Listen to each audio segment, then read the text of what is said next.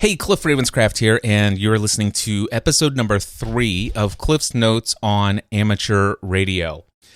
In this episode, I'm going to play for you a conversation that I had that was created for this podcast. We recorded it as a live stream. And when I say we, I invited my friend Deacon Bradley. That'll all be explained to you in just a moment, since I did that little bit of an intro when I started my conversation with him. What I want to share with you real quickly is what we got into is a discussion of the different types of digital radio for amateur radio.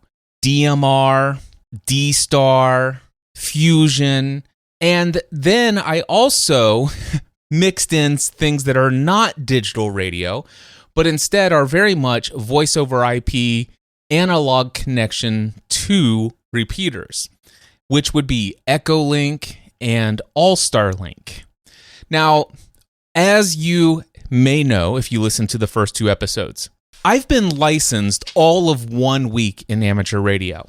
Prior to this conversation, I've only barely watched 1 or 2 videos from people talking about DMR, and I've heard phrases such as hotspots, code plugs, things of that nature, and as a result of that, of course, I knew a little bit about what those things might mean.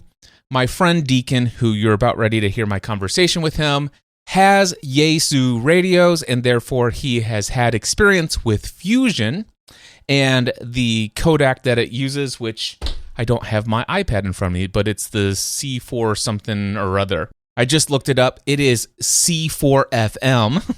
Anyway, he has experience with that digital mode, that digital system. And he and I got into a little bit of discussion about what might be available as far as hotspots. And I do want to just express to you that not everything he and I talked about comes from experience. For example, we started talking about Pi-Star and how that might be able to help you do multiple different digital modes. These are not things that my guest Deacon Bradley has experience with, nor have I even had any kind of discussion or even research beyond this conversation. Now, when we were recording this episode live, my new friend on the radio just lives down the road from me. His name is Jack Prindle, AB4WS, that's Alpha Bravo 4 Whiskey Sierra. He emailed me and said, hey, Cliff, just so you know, not everything that you guys said was completely accurate. And I get that. And one of the things he did, he says, if you're interested, I've got a lot of hotspots. I have experience with all of the different digital modes. And if you're interested, I'd be happy to show you all the stuff that I have and answer any questions you have, which I love that about Jack. He's always been there all week long. Every time I had a question, he's like, dude, anytime, man, just if you have a question. And he's also a member of the Northern Kentucky Amateur Radio Club, which is just down the road from me here. And he actually taught an introduction to digital modes in one of their club meetings, which is recorded in video, and he sent me a link to the YouTube that he put on his channel. What I'm going to do in the show notes for this podcast episode, I'm going to put a link to that video. So if our discussion, my discussion with Deacon Bradley that you're about ready to hear, that is discussing the various different digital modes that are available for amateur radio, if you really want to truly understand the true basics of this in an accurate description, my friend Jack Prindle taught this at the Northern Kentucky Amateur Radio Club meeting not too long ago, and I'm putting a link to that YouTube video in the show notes. So a special shout out to my friend Jack Prindle for sharing that valuable information that'll be linked up in the show notes. And without any further ado, here is my conversation with Deacon Bradley. Hello, everybody, and welcome to episode number 3 of Cliff's Notes on Amateur Radio. Today, I'm joined by a guest, a friend of mine who was into amateur radio before I was. Deacon Bradley lives in Denver, Colorado area, and he's been a member of my Next Level Mastermind, and he's been a coaching client over the years. And one of the things that I knew about Deacon is that he had his amateur radio license, because when we had first started working together, he moved to the Denver area. And one of the things that I had watched him do a lot on his social media channels is sharing stories of his hikes up to the peaks of certain mountains. And he would be transmitting his amateur radio. He'd be operating frequencies and things like that. And so I knew this about him. I had not yet been reacquainted with the burning desire to get into amateur radio at the time.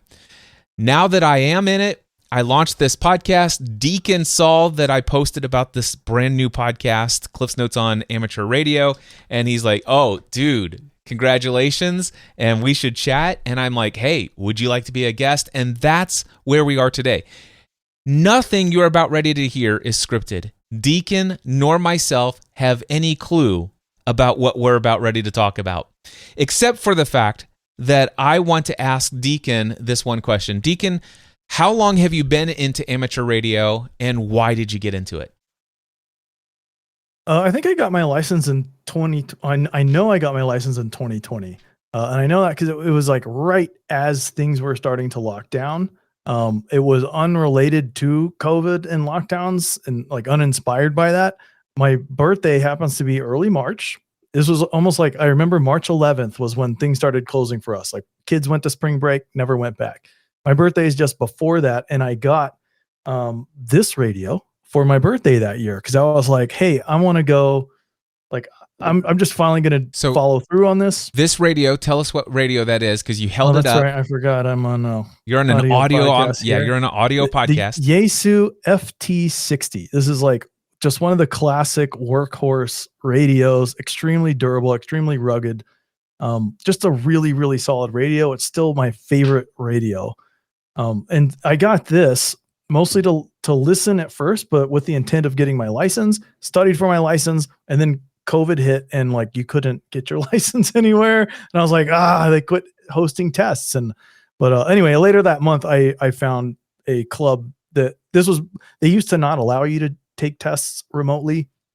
And then they figured it out over the course of that month. And then I was able to actually get my test and get licensed like later in that month. But I think what drove me to it was more, I guess I describe it as like, it has a really interesting domain knowledge. Like to do radio, I've never been like rag chewers. Like, I just like yucking it up with everybody online.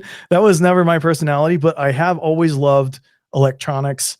I've done a lot of like low voltage electronic stuff over the years, and to get your radio license, most of those people, like there's a big crossover in skills there.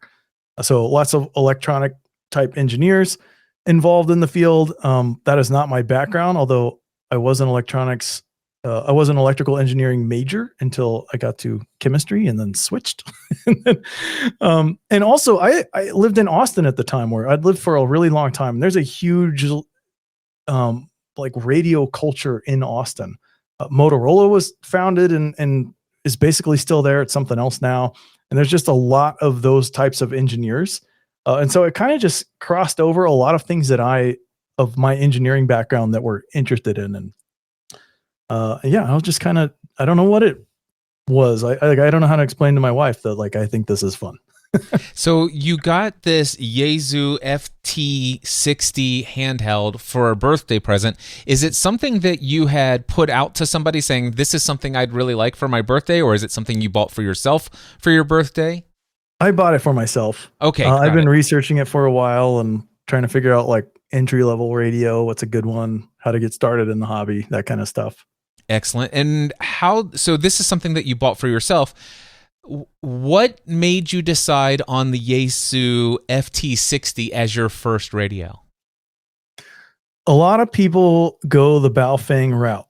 And what I had been reading about that is like, and just for comparison, you can get a Baofeng ham radio for, at the time, ballpark, like, I don't know, under $50, like pretty cheap. This one probably costs more like $150.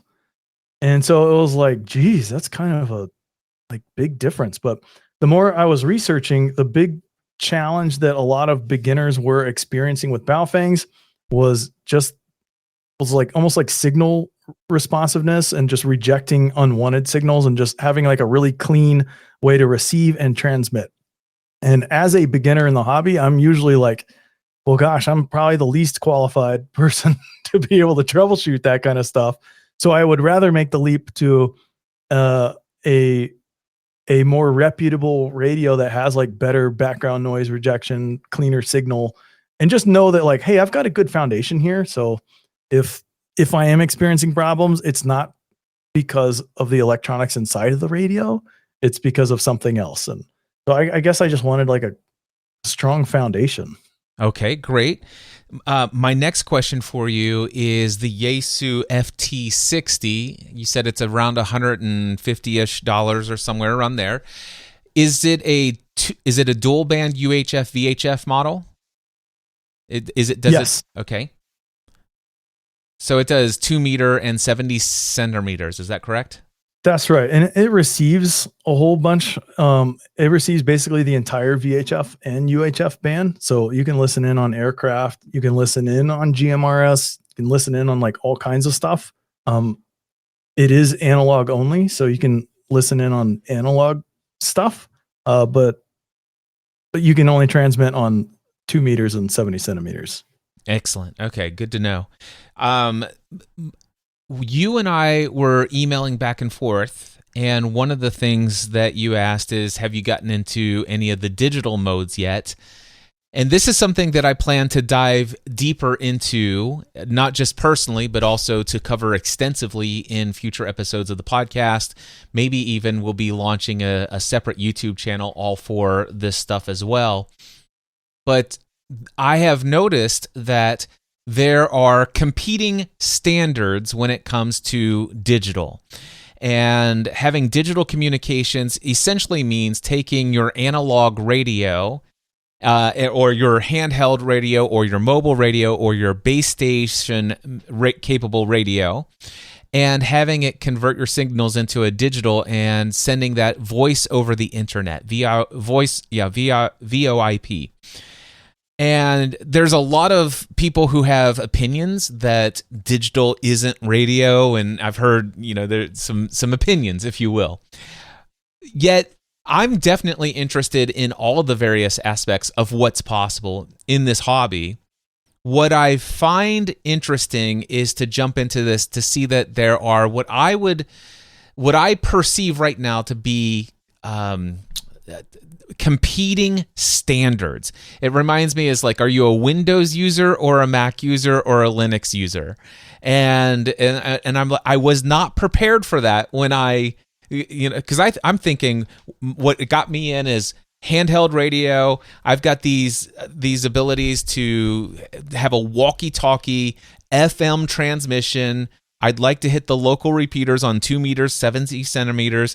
I'd like to have analog radio communications, and that's what I was thinking. But then to know that there's so much more available, that's amazing. That's great. I'll jump into that when I'm ready. But to see that I'm going to have to either, number one, buy a Mac, buy a PC, and a Linux box in the metaphor, or I'm going to, at least at the beginning of the stages, if I want to keep my wife happy, I'm probably going to need to jump into one of those, make a decision. Am I going to be a Yaesu user, an Icom user, or an open standard, I believe it is, for DMR? So my understanding is in digital mode, Yaesu has come up with something called Fusion. Icom has come up with something called D-Star, and then there is an open version out there that is called DMR, Digital Mobile Radio. Were you aware of all the choices, and have you obviously chose a Yaesu FT60? However, I just heard you said that it's analog only, so it's not even capable of doing Yaesu Fusion. By the way, can you correct me or affirm that what I just said is even accurate? Everything you said is accurate. almost like asterisk I put on some of this though is you were talking about like, these are VoIP over internet. It's not just that. Like for example, there is a digital signal coming in right now. I have another radio sitting here under my computer, and I can see like some signals are coming in right now from a digital network, but those are just local. It's not necessarily like being broadcast over the internet and extending the range that way. The one interesting thing of many that digital can get you is because it is digital, the signal. If we were on the edge of our ability to talk to each other, so it's like scratchy. You're kind of listening, like, oh, like I can just make you out, Deacon. If that was a digital signal, it would either come in fully clear or not at all.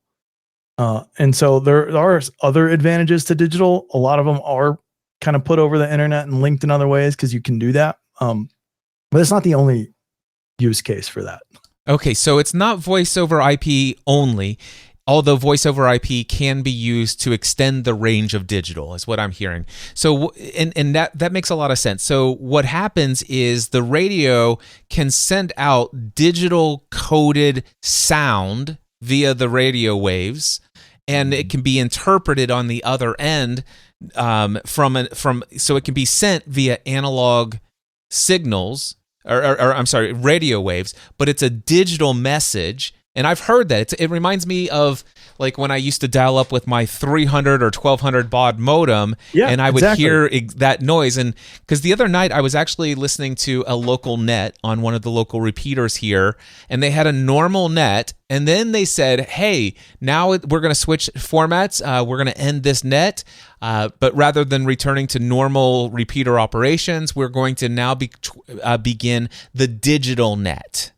And then one of the things that I noticed is that the signal was like going up and down, up and down, up and down, but it didn't break the squelch because I had my PL tone in, and my radio's only going to open up the squelch for that PL tone.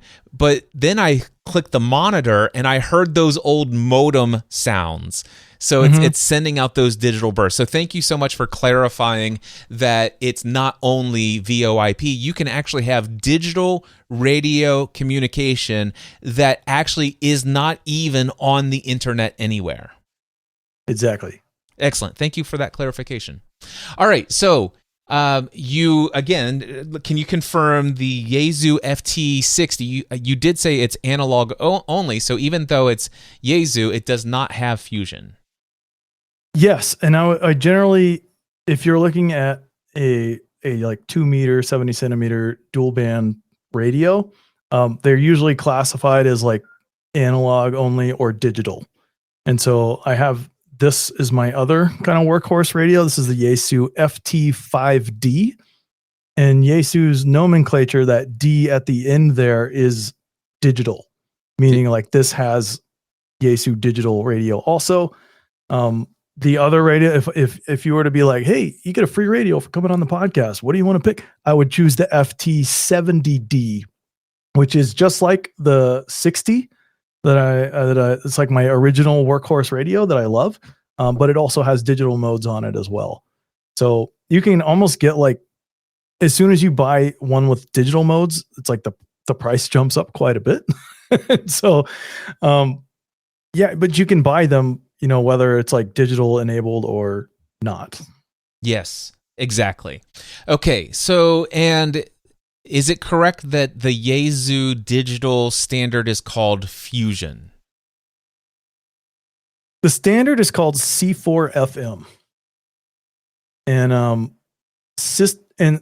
they make this so confusing, and I think needlessly so. And part of it, I wonder if it's like intentional, like, bond trading is always my go-to example, where it's like, it's just filled with jargon to keep you out.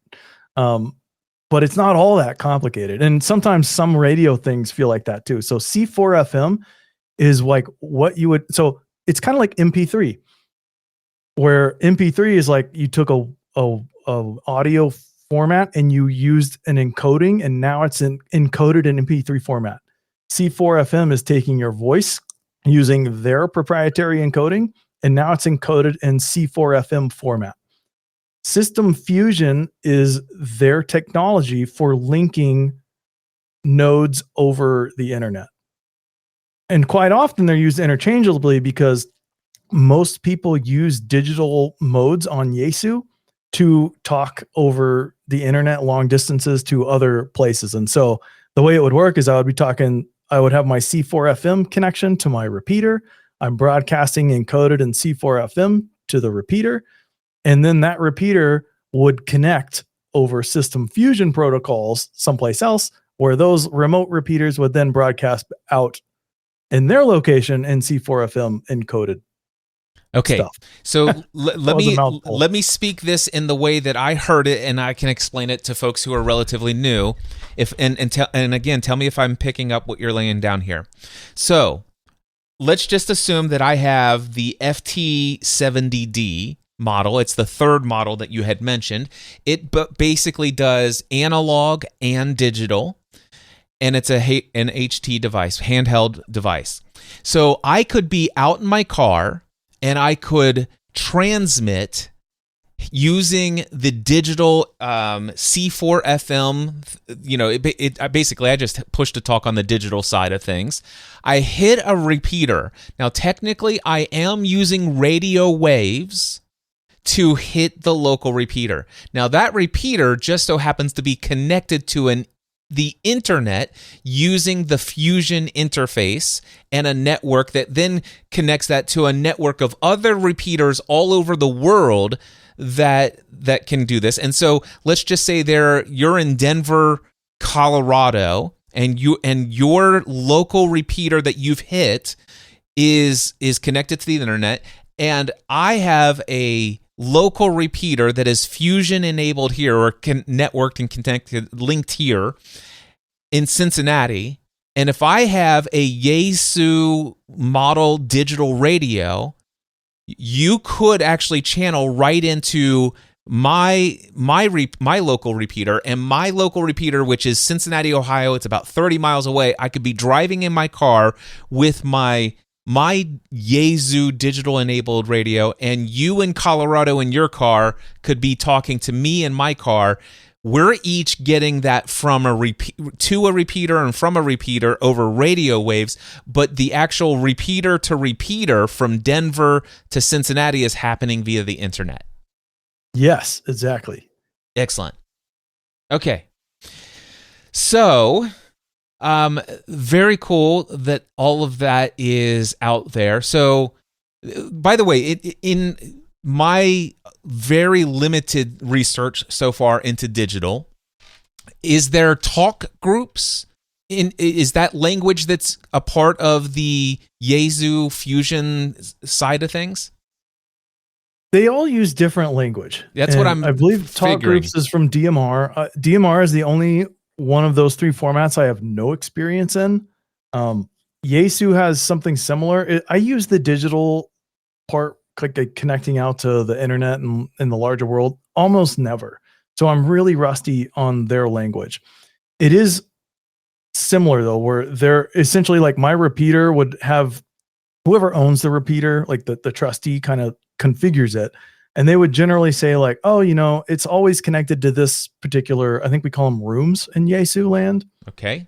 And you can like change which room it's connected to, which will change like where in the world you're connected and broadcasting out. But I want to say we call them rooms, but it's been so long since I've messed with that portion of the digital part in Yaesu. Okay. And so the person who is responsible or has oversight of configuring the connection to your local repeater, they get to choose what you have access to digitally through that interface going through the repeater, correct? Yeah, and there's some, I've never been in charge of configuring one of these. There's some level of permissions where, for example, usually a radio club will own the repeater and they will be very clear on their site. Here is almost like the community guidelines for this repeater. And those guidelines might say something like, hey, this repeater is always connected to this room. You can change the room because that's something you can do through the digital modes. Is like, I could call it up and be like, if I knew where your repeater was, I could say, hey, join the room so that I can talk to Cliff, even though I'm in Denver and you're in Kentucky. Okay. No. Okay, so while that may not be something that they do by default, they prefer it to be configured to this. There's the ability to dial in a different room through the repeater, but you would want to make sure that you're staying in alignment with the desired stated goals of the people who actually make that resource, that repeater, available. You know, it's kind of their thing. Play by their rules. Yeah, and also keep in mind, like, it's not like changing the channel on the TV. It's like changing the channel on everybody's TV in the city. And so you want to be respectful and make sure, like, is this channel in use? I'm changing this over to whatever.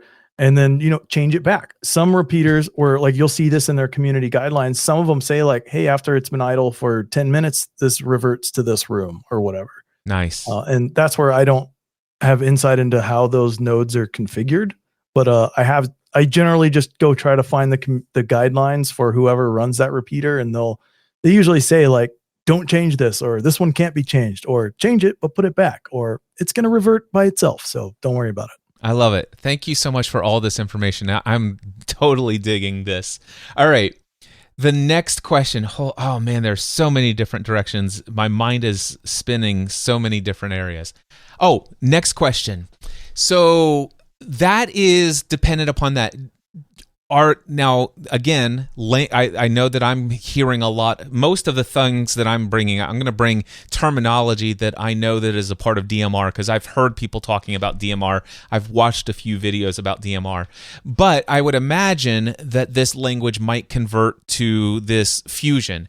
Can you, Deacon, buy your own hotspot and configure it to the Fusion network, and from your own home and within your Wi-Fi distance that you range, could you use your handheld and or other Yaesu Fusion enabled or C4 FM enabled devices? Could you connect directly to your own Wi-Fi Fusion hotspot connected to your internet connection, and then have full control over everything that you want to do as far as where you want to link into?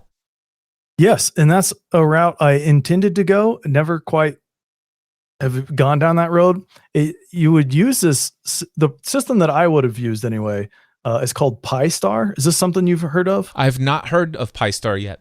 Okay, so we talked about, a little like D-Star is the Icom one. Pi-Star is essentially a Raspberry Pi running software that can receive and transmit radio, and you connect that to the internet. And now you can basically say, like, I want to be like, if I had a Pi-Star on my desk, I could log into it right now and say, connect to whatever DMR is right by your house, Cliff. And then through this little tiny 5-watt radio, I could talk to you instantly through this into my desk over the internet and out your repeater. Now, I just want to pause you for 1 second, because you just short circuited something in my brain. There's been a short circuit, because you said I could use this Pi-Star. I could use my handheld, which is a Yaesu handheld. All right. And you said that you could use that to get into my DMR, which I'm thinking DMR is not compatible with Fusion or C4 FM. That's right.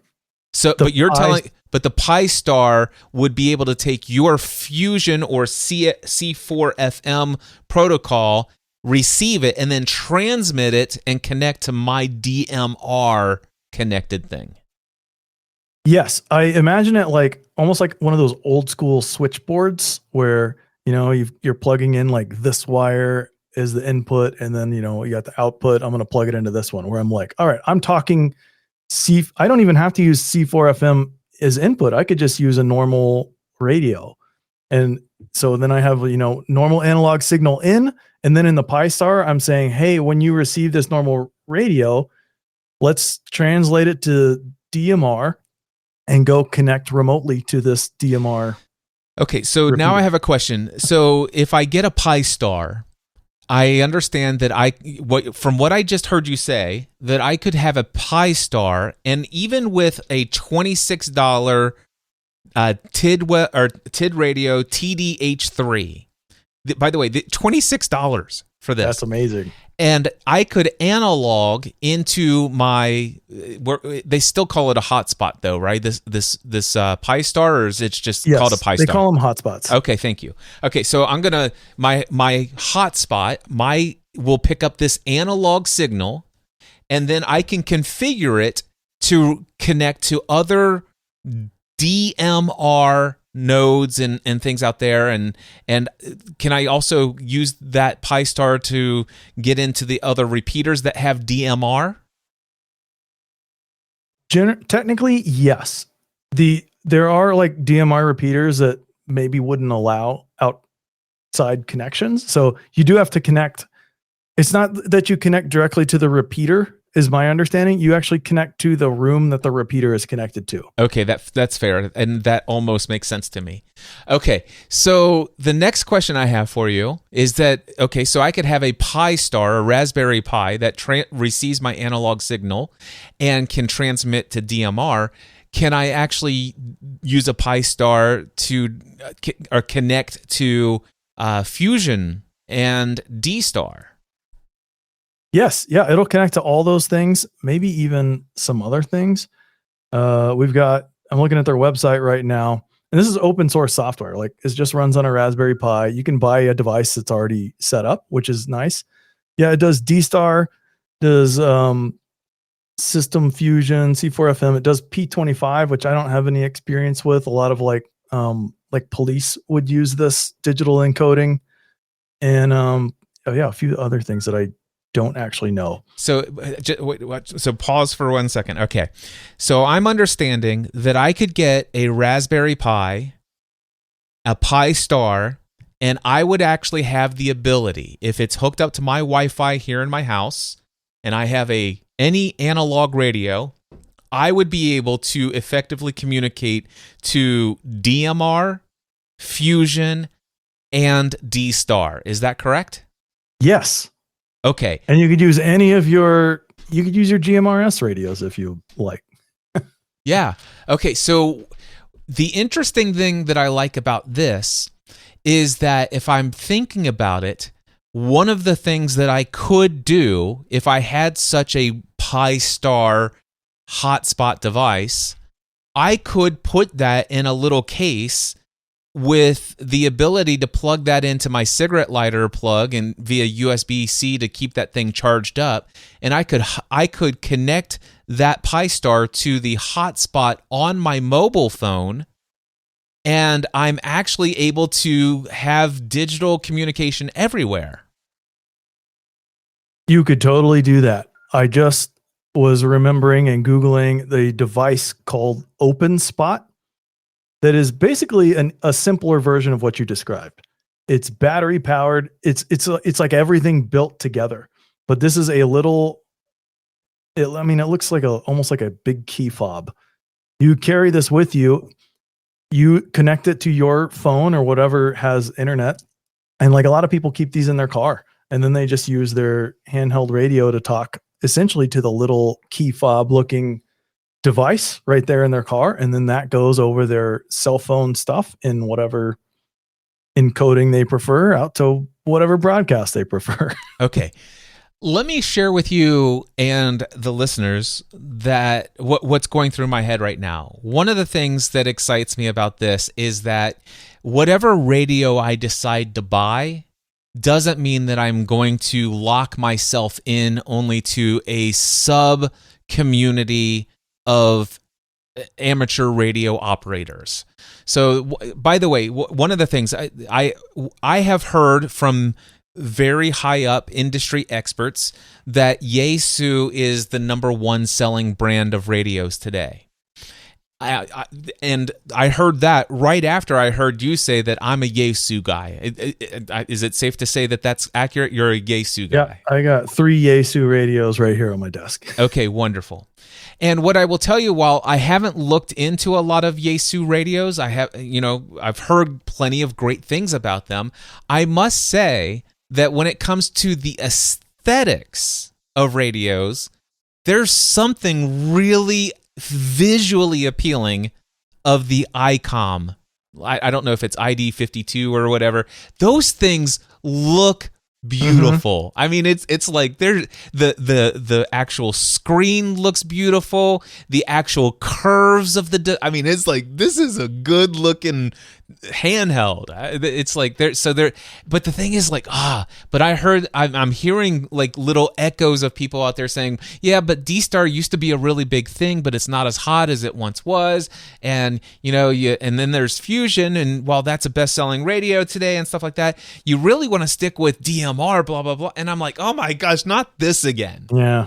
But what I'm hearing is that if I choose to get a Pi Star, or maybe even this Open Spot 3, the whole world, and it's called the Open Spot 3 that you just sent me the link to. And by the way, I'll put a link to Open Spot 3 from Shark RF in the link to the show notes of the audio podcast. By the way, if you are watching this live stream that we're doing right now, I would encourage you to head over to notesonradio.com. And in fact, I have the little banner there, notesonradio.com.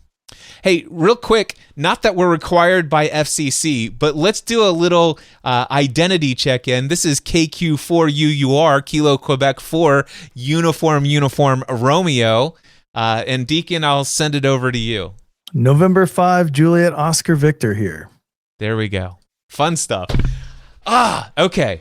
I love this. I am definitely going to be checking out. And do we know what the price is on that thing? It says here to buy, so let's click on buy. So it looks like there's a pro version for 279 euros. There's it says Open Spot 4. So anyway, yeah, I'll look into that, and I'll look into the Pi options. That definitely, I want to be the type of person who has access to communicate with people no matter which direction they went for digital use. I want to add something to the choice. If you're like thinking about this choice, like how would I choose? Like how did I wind up in Yaesu land? For me, what we were just talking about opens up the whole world no matter what you have, just right there on your desk, right? And I think that actually makes your choice easier. And so I would actually be choosing based on my use cases locally, like without the internet, and like what's available to me geographically, like right near me. And for me, Austin was a huge radio town, believe it or not. Like, there's just so many engineers there that have it's just so ingrained in that culture that they had everything there. My second radio was actually an Icom radio, which has an interesting feature I'll tell you about in a second. The reason I wound up going towards Yaesu was like, I didn't use D-Star a ton, but I knew I was moving to Denver, did a lot of research here, and there's a huge amount of C4 FM here. And a lot of it, we have a network, I'm blanking on what the network is called. There's basically a Colorado network here where either through C4 FM or just through my analog thing, it literally broadcasts all over the entire state of Colorado. And they run a 24/7 safety net there, where it's like if I'm out in the mountains and I need to get a hold of somebody and all I have is my radio, like it will literally broadcast all over the entire state of Colorado. And so I chose mine based on just geography and what the community was using, the places where I wanted to be was kind of the main thing. Yeah, and that I've heard that advice. Thank you for bringing that up. I have heard that advice. One of the things you want to do is look at your geographic region and check out the local repeaters and see what, if any, networked solutions they have available. So when you look in repeaterbook.com or some of the other resources, you want to see, do they have the ability for you to hook up via D-Star or Fusion or DMR? There are very few, but there are some that have multiple different options and solutions available. And there are a lot that don't have any. So, but if you are not going to get one of these hotspots, that you carry around with you everywhere, and you're not going to have one at home, then that would definitely, what is available, if anything, that would be that could be a deciding factor in which kind of radio you go into. Yeah, I would look, rather than repeater book, I would look at radio clubs near me and see, they all have different personalities, interests, things that they like to do. And through the clubs, you can kind of get a better idea of like which ones maintain which systems. Some of them around here in the Denver area are really into like linking them up and forming these giant networks. And some of them are not. And so I think that's an easier source of finding what's around you, that I would just go look at the clubs and be like, oh, this club's really into digital. So when you say go look at the clubs, do you mean go attend their meetings or just check out their club websites? Just their club websites. They're usually really good on their websites. This is where I mentioned earlier, it's like, how do you find community guidelines for a repeater? They're on the club website. And so I usually, like when I first moved here, I spent a lot of time on different club websites just trying to figure out which clubs are into what. And they might be like way more engineering, or some of them are like way more, around here anyway, way more like search and rescue focused, or some of them don't care about the engineering. They just, are about community. And so they all have kind of just different interests, and you get a really good feel for that through the website, and a good idea of which repeaters they own and maintain and their capabilities and how they use them. Gotcha. Well, I'll tell you what, I'm really excited about this because one of the things that I was thinking about, just as something that would be a quick, easy dipping my toe in the water, I was thinking about my next radio being something like a very inexpensive Radioddity, I think it's Radioddity, 878 UV3 Plus or something like that, which is DMR. And I haven't researched anything beyond that. I know that it's like something about a code plug, and then there's hot spots, and it's like, oh my gosh, there's so much to learn. But that's okay. I am still geeking out on local repeaters, FM transmission, analog, hanging out, talking to people. And there's one other thing that you said that you had not got into, but are you familiar with Echolink and or All-Star Network? Or All-Star Link. I'm sorry, All-Star Link. I don't know any clubs here that use those. Where I was from in Austin, they had some really great All-Star networks. Echolink is, in my understanding, is almost kind of like going away very slowly, because everything kind of happens slowly in radio. But that was kind of like the old technology. All-Star has replaced it. And All-Star is like almost the so I mentioned that network of Colorado repeaters, where if I just key up here in Denver, it'll broadcast all the way to like Durango, just with my 5-watt radio. The system underneath that makes that work is All-Star. And the kind of one of the big differences between what we've been talking about with digital and what All-Star is All-Star is almost like what the providers would use that you don't have to care about. Right. Yeah. I thank you for just now bringing that up. I want to make a distinction that we're no longer talking about digital radio. We're talking about software that is meant to link up different repeaters, but still it's through they do use the internet, I think, to do that linking though, right? Usually, yes. There were some systems in Austin that used microwave and other technologies. And so it's almost like it's a protocol that just requires some sort of connection to link the repeaters. Okay. So here's one of the things that I did, given the fact that I have analog only FM 2 meter, 70 centimeter transmission ability here locally so far right now. One of the things that I'm like, I wonder if there's any apps in here that are available for me to, via an app, connect into repeaters. And so the first thing that I came across was Echolink. And I will tell you, it is hands down among one of the ugliest apps I've ever seen.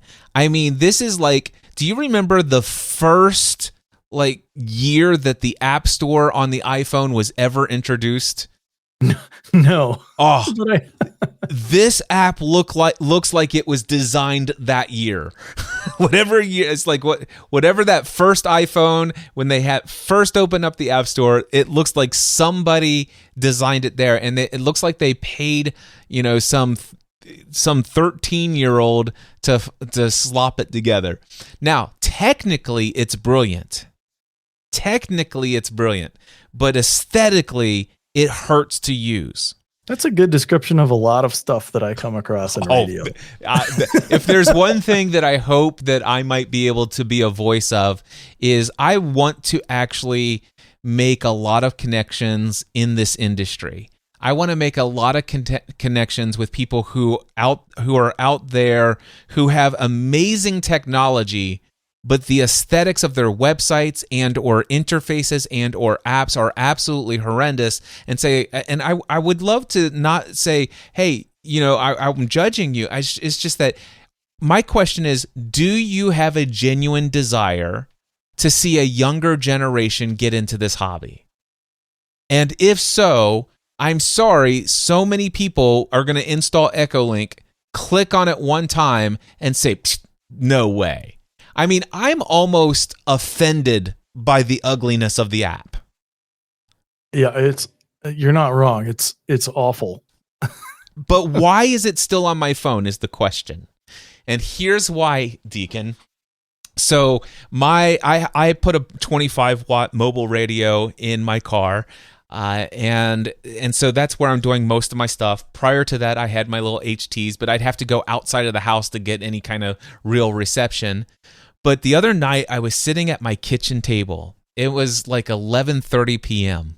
And I open up the Echolink app, and I'm browsing through locations, and I see Palmerston, New Zealand. And I'm like, click. And then it goes, boop, boop. And it's like, welcome to Palmerston. And it has the Aussie accent and everything. And I press the little button, and I'm offended by the ugliness of the interface, but it's okay. I say, this is KQ4UUR.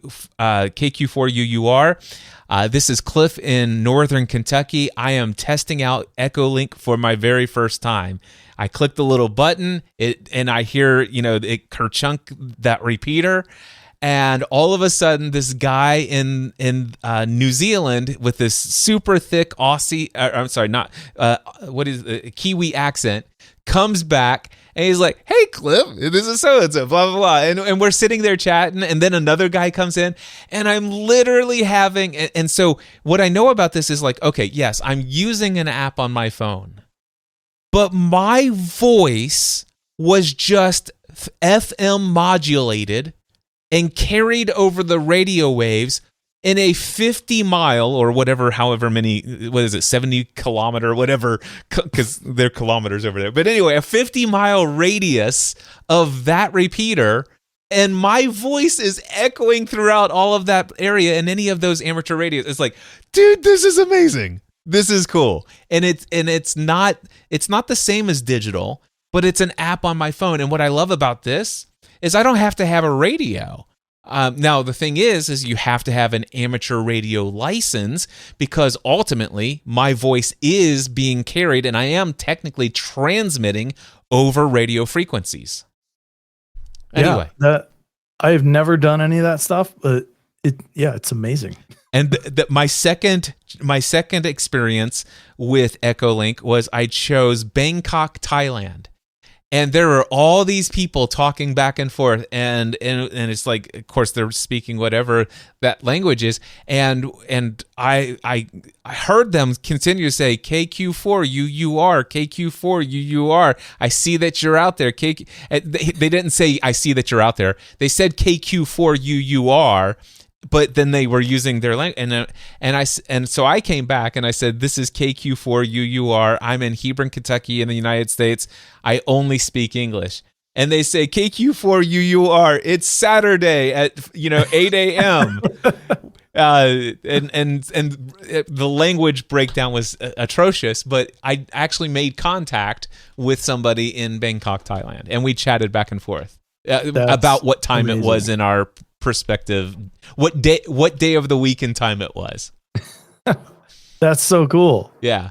So I mean, it's ugly, but here's the one thing that I do know: I currently don't have access to Yaesu Fusion. I don't have access to DMR. I currently don't have access to D-Star. However, there's no doubt in my mind that there's at least one repeater that's within radio distance to you. I'm almost certain of that. I can't say for sure. It's possible that I'm wrong, but I'm almost certain that there would be an Echo Star. Am I using the right language now? Because I'm. Let's see here. For me, it would either it's called be Echo Link. So there's probably an Echo Link, and so I could probably Echo Link into a repeater that's within radio distance of you, and from my app, I could be calling out to you while you're out in the car driving around. Yeah, that's interesting. I hadn't thought about Echo Link in years, so I hadn't considered that. One thing that reminds me of that I think D-Star does very well. I don't have access to D-Star, but suppose we both had D-Star radios, and when you connect to when you connect digitally to a local repeater, it like registers that N5JOV is here in Denver. And so what's interesting is what you could do is say, I don't know where Deacon is, but I want to call N5JOV and just type it in, and D-Star would like find my repeater and just broadcast out automatically. Like none of that where is he stuff. Yeah. And I think that's one of the I things. love that. That is cool. That sounds really cool. So one of the things that okay, I'm going to come back to Echo. We're going to leave Echo Link for just a second, go back to the digital. So the three different digital modes that we've talked about: DMR, Fusion, D-Star. But from what I understand, some of the videos that I've seen in DMR is that pretty much there's like a couple, like 200,000 users or something like that on DMR. And it's basically a contact database. And there are very few radios that automatically have access to the database, or if you have an older phone that is DMR, you download a CSV file, and through the programming software, you import it. And like the DMR radios that are available today, they have 500,000 store locations. So DMR could attain another 300,000 users. And the interesting thing is whenever anybody speaks, their call sign and name and information shows up on your screen. So it's kind of like caller ID. Yeah, that's awesome. I have never used DMR. The part where it broadcasts, like the caller ID part you just mentioned, is nice. That's on all of the versions of digital I've used. And so I think technically you wouldn't even have to say your call sign on digital. Everybody does it anyway, just because we're all used to it. But like when I had some digital signals coming in earlier while we were recording, it was right here on my desk, and you could see like who it was over, just like without even like with the volume turned down. Right. Now you said that when you say technically you wouldn't need to do that, if you're transmitting from your car to a repeater, my understanding is you would still be required, even if it's being sent digitally, you would still need to be required to identify. But what I'm hearing you say is potentially the identification is encoded in the transmission itself. Yes. I've never heard anyone say, don't identify because it's digital, but the requirement is that you broadcast your call sign every 10 minutes. Yeah. It's encoded in everything that you send. One of the things that I've learned is that you could actually encode, you can identify with Morse code. And so one of the things that I've been toying around with the idea of is actually going and using a Morse code generator and recording it and doing it at, 60 keys per second or something like that, really fast. And yeah, like a repeater. Just keying up the microphone and clicking play on my thing. That's good. Yeah, when I first got my radio, I was confused.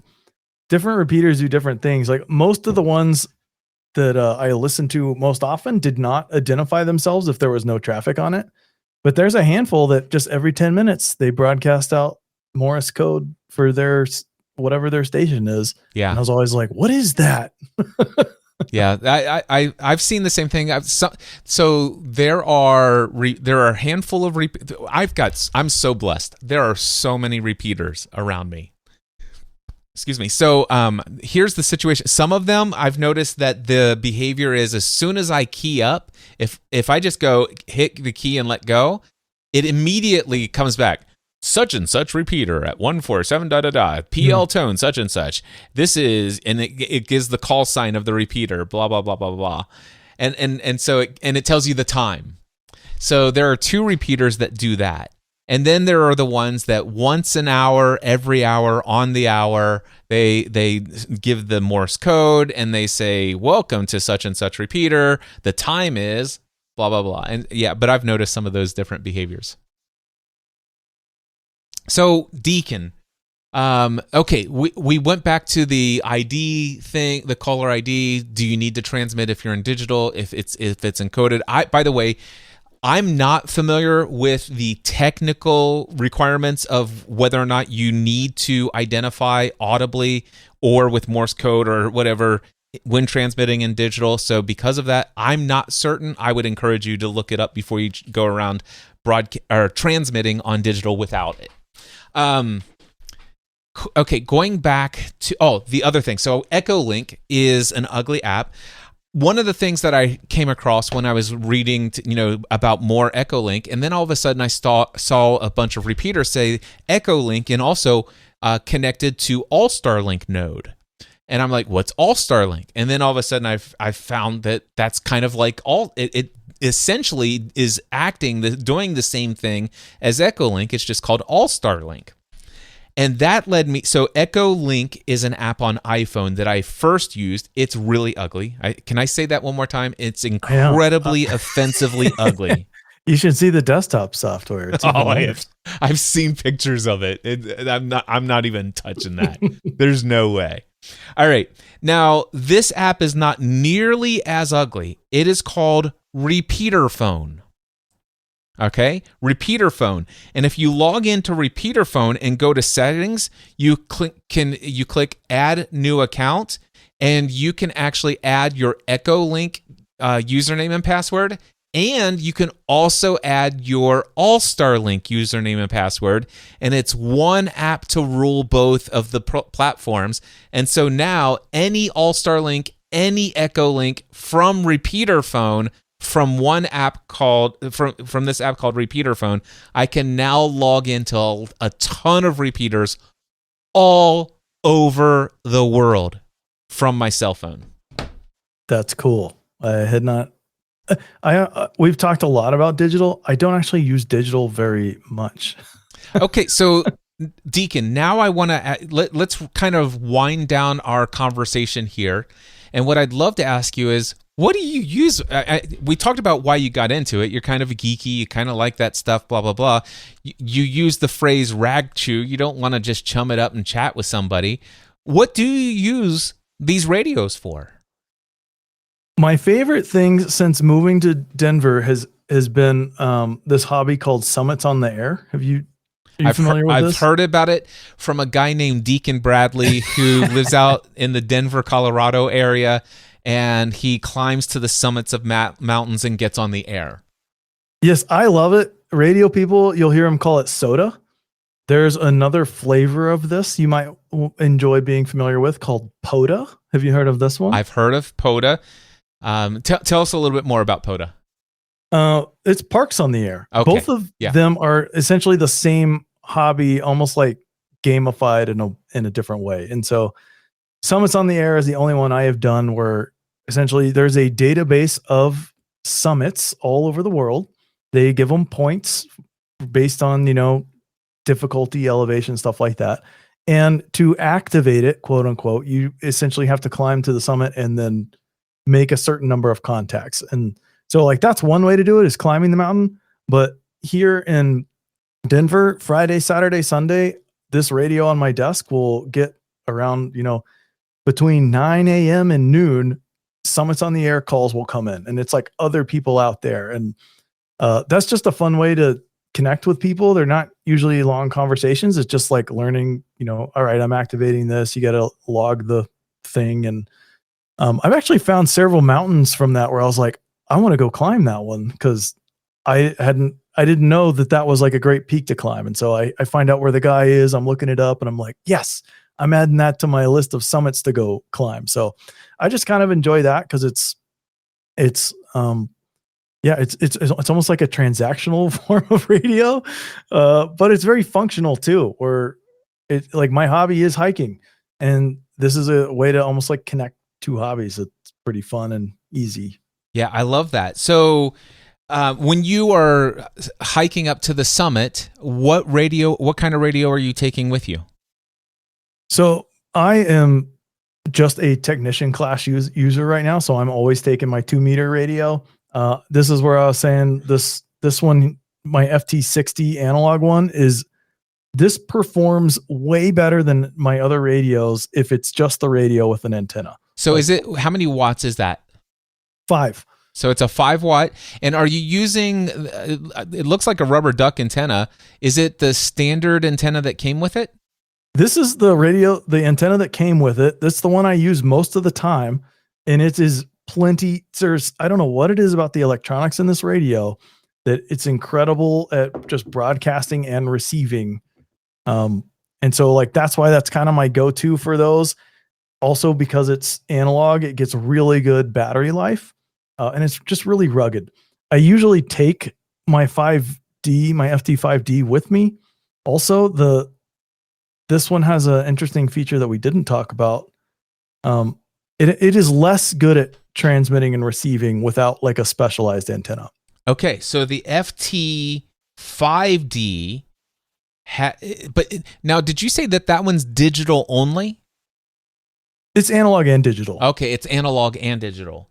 So, but you're saying that so what makes the FT70D better than the FT5D? I wouldn't say it's better. It's just the next one I would get. Oh, okay. As far as bells and whistles goes, the 5D is like Yaesu's top of the line handheld radio. Okay. The 70D I like just because it's a little bit simpler to use and it gives you that digital stuff, but still in that more rugged form factor. So what I think I heard you say, Deacon, is that signal propagation is better with the built-in antenna on your FT60 than you're able to get on the actual included antenna on the FT5D. But it sounds to me like what you may be implying that if you were to invest in a different antenna that might be more optimized and tuned to specific frequencies, that's a little bit longer, you might actually be able to get a better transmit and or receive signal on the FT5D than the FT60, potentially. I don't know that it would be better. I have other antennas. And so when I go for a hike, I have 2 other antennas that I always keep in my bag. And my experience has been when I get to the summit and I make a call on this 5D radio and I might not hear anybody and I make a call on the FT60 radio. I make more contacts with this radio. Okay. Excellent. And when you're making contacts FM transmission, analog, via local repeaters or simplex? Summits on the air and parks on the air are simplex only. And that's the other thing that I really enjoy in this hobby. Repeaters, like I use them from time to time. They're fun. I really enjoy simplex communication for some reason. I'm so used to repeater conversations at this point right now in my first week of having my license that I learned that the national calling frequency is it 146,520 or something like that? Is that accurate? Did I get that right? Yes. Okay, so 146,520. So I'm like, there's nobody that's going to be within distance of my house, blah, blah, blah. But you know what? There is a guy. In fact, I've been keeping a call log, and I have all sorts of connections and things written in here. So give me 1 second. I will tell you, because John Rolig in West Harrison, Indiana. I live in Hebron, Kentucky. He is NX8B, so he's an extra class because you can tell because he has 4 digits. So November X-ray 8 Bravo. But anyway, 2 different days I went out to my car and I calling CQ on the national calling frequency. This is KQ4UUR. It goes, "Hey KQ4UUR, you're coming through loud and clear. This is NX8B." And we sit there and chat back and forth. By the way, here he's 72 years old and he says, "I'm always listening on this frequency. I've got a radio right here next to the refrigerator. Anytime you have any questions, feel free to ask me anything." And I was like, that's cool. That's cool. Yeah, I love Simplex because it is those people right around you. And I think that's one of the things that got me into the hobby originally was like just being able to communicate without infrastructure. And Simplex, for whatever reason, I just find interesting and fun.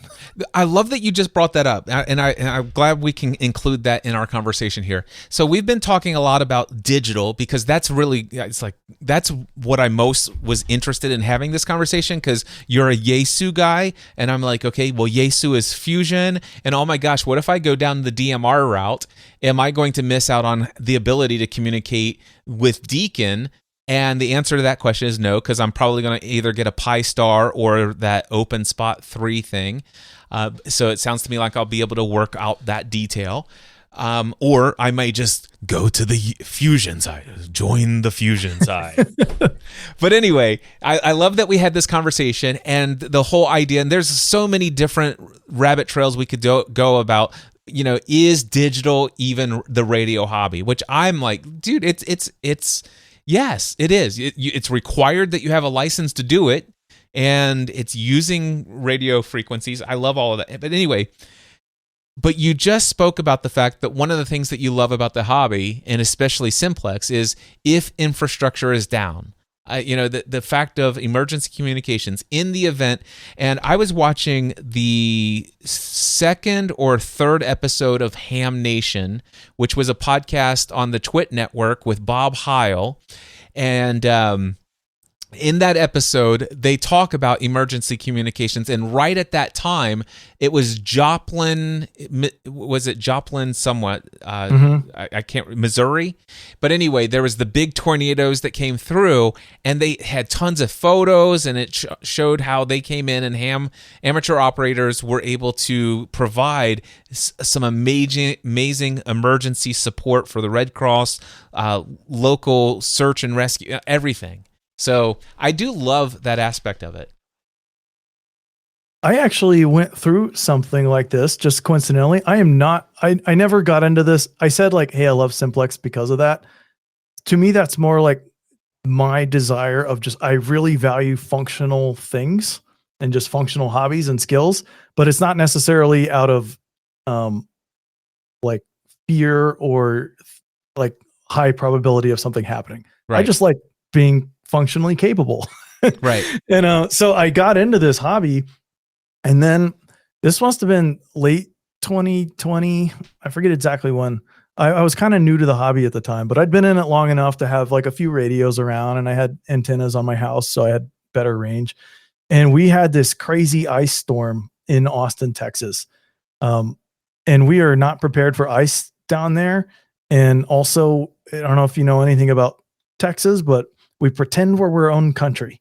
And so we have our own electrical grid. It's cut off from the rest of the nation. And the combination of this storm and what it did to the electrical infrastructure completely wiped us out. I was offline for 48 hours. And by offline, I mean, I couldn't really leave my house. I had no electricity. I had no cell phone.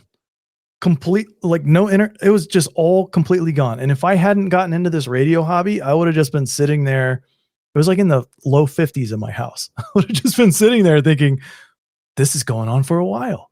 But because I did have a radio, I had connectivity to, there was a local radio club that I'd been kind of plugged in with, and they ran an emergency net for days. And I did not need emergency services, but there were a number of people that they would coordinate, like going and checking on or picking up or taking care of stuff. And also those local radio clubs are plugged into local, like, I don't know what you would call them. Emergency management departments. Yes. Yeah. And so these people that I'm talking to and had just on the radio were connected to like local, state, and national authorities. Yes. And so it was just, I guess it was nice that I was like, man, that was unexpected, but yeah, but what a useful tool. Absolutely. I love that you brought that up. One last thing that's just in my mind right now, when you're at the top of a summit and you're doing simplex, do you use 146520 or do you use a different frequency? So 146.52 is the thing. If you want to hear somebody back, that's absolutely the frequency that I would use. You're going to get a lot of two-way like communication. It's fun. Technically, though, that's the national calling frequency, 146.52. There is an adventure calling frequency that is 146.58. And technically speaking, they came up with this convention so that people wouldn't just overtake. Because like when somebody climbs a mountain in the Denver area and they're broadcasting out, it is like a pile up for 10 minutes because you can reach so far the way that the geography is here. Yeah. You can just broadcast so far that they were like, we really want to keep this frequency clear. I don't think it's all that important, but you do hear people on one. Let me piggyback on that. Why might it be important for the national calling frequency to be clear? Something came out in a conversation with somebody. It's like one of the reasons why I got into this hobby is I started going hiking. And one of the things is like, whatever you do, don't go hiking alone. Well, I was a couple times I went hiking alone, no cell connection whatsoever. And I did have a ham or one of these cheap radios with me. I didn't know anything about repeaters. I didn't know anything. And it's like, okay, well, at least there's no GMRS in the Kentucky State Park. Maybe there'll be ham repeaters. And I was just chatting with somebody. He's like, well, maybe not. However, here's the thing. Chances are, if you go out hiking out into the wilderness and your family knows that you went hiking and you're missing and you got a broken leg or whatever, if there's a search and rescue team, they will be listening to 146520, and that radio very much could save your life. And yes, so they would listen. Exactly. And so that's, in my mind, just imagine, if somebody's out there doing hiking in the mountains, and as you said, it's like it's one frequency and everybody can go distances. And so one of the reasons why I think it might be valuable to keep that frequency somewhat clear, or at least open to emergency, is in the event that somebody needs to call on the 146520 because they are injured and they're trying to reach out. Yeah, and I do hear occasionally like people accidentally strike up a conversation with someone local, and they will talk for a bit, and if they're going to keep it going, they'll switch frequencies. Yeah. But I mean, I leave 146.52 on my desk almost all the time, and there's some traffic, but not enough that I wouldn't use it for summits on the air. What radio are you using at the house? I have another Yaesu radio. This is the FT300D. And I have it set up in my car. My car has everything set up there too, so I can carry this out to my car, and there's an antenna and power ready to go. I usually just leave it on my desk because I love it in my car, but when I'm in the car, I'm also in the car with my wife and young kids, and they do not love it. So my wife is not a fan. I get it. So it stays on my desk. FT300D, and is that a mobile station? Yes. 50 watt? 50 watts, dual band. It also, we don't have time to get into this, but this is a tidbit I'm going to leave you with to research. Both my Yaesu digital radios have APRS built in. Yeah, I've heard a lot about APRS, and I am interested in getting into that. And then one last question, and we're going to wrap this up. What antenna are you connected to at the house? I am going to look this up because I feel like you need this. It is a J-pole. Okay. Made out of ladder line. Okay. which is essentially like a type of wire that has like two parallel wires. And if you trim it in a certain way, it creates what's called a J-pole. And there is a particular one that I need to look up. It's really well known, but I haven't needed to look this up in years. But I bought this when I was new. I have two of these now. It's like $30 or something, really cheap. And it's just ladder line rolled up. And then so they mail you this. This guy makes them and tunes them, and he'll send them to you. He's like, that's his hobby. Been doing it for decades, I think, at this point. And then when I get it, go to Home Depot. I buy a PVC pipe and a couple of end caps. You just stick the ladder line antenna in it, and like put the caps on, and then it's just like zip tied onto a roof vent on my roof. And that has been incredible range for me. And it's super simple, super cheap. So cheap that I got another one of those ladder line J-pole antennas that's like rolled up. And that one I can plug into any of my handhelds. And so if I were going on like a really long hike, like just way out there, and I might need more range, or if I'm going camping or something, I'll take that antenna or just rolled up in my bag. And like worst case scenario, I'm like basically throwing it up into a tree, and that would greatly extend my range. But I love those because they're cheap and reliable and simple. Awesome. I'll tell you what, if you will send me an email with the link to that, I'll put it in the show notes. And by the way, if you're listening to this episode on Cliff's Notes on Amateur Radio, it will be in the show notes. And if it's not there, you can email me, cliff@cliffravenscraft.com, and say, hey, Cliff, you never put that in the show notes. I will actually go and find out this J-pole antenna that Deacon is talking about, and I will get it added to the show notes. Deacon, man, what a fun conversation. And if you are interested in coming back on talking more amateur radio stuff in the future, feel free to let me know. And one last time, what's your call ID so that people know, your call sign? I'm N5JOV. If I was doing summits on the air, I'd do the full phonetics November 5, Juliet Oscar Victor. Awesome. And this is KQ4UUR. That's Kilo Quebec for Uniform Romeo. This is Cliff's Notes on Profitable Coaching. And if you have not yet checked it out, make sure that you are actually over there at notesonradio.com. And I'm only saying that because we are recording and broadcasting this out on live stream on YouTube, Facebook, LinkedIn, and all that other stuff as we were recording this conversation today. Until next time, we encourage you to take everything you do to the next level.